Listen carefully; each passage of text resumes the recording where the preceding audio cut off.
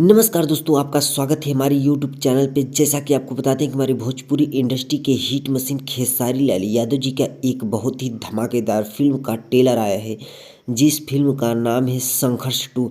यह फिल्म का ट्रेलर आते ही भोजपुरी में एकदम खलबली सा मच गया है।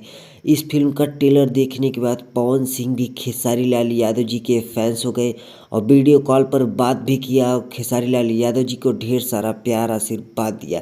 तो आप भी खेसारी लाल यादव जी के संघर्ष 2 मूवी का सपोर्ट करिए और उस कमेंट बॉक्स में कमेंट करिए कि हाँ, मैं भी खेसारी लाल यादव जी का फैंस हूँ।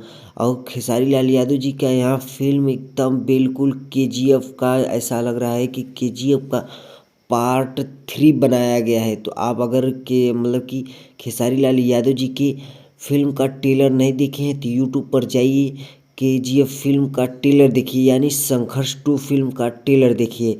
और ऐसे ही खेसारी लाल यादव जी के रिलेटेड अपडेट न्यूज़ पाने के लिए हमारे चैनल को कर दीजिए सब्सक्राइब और बेल आइकन को कर दीजिए प्रेस, ताकि मैं जो भी नया वीडियो अपलोड करूँ उसका नोटिफिकेशन सबसे पहले आप तक पहुँचे। जय भोजपुरी समाज।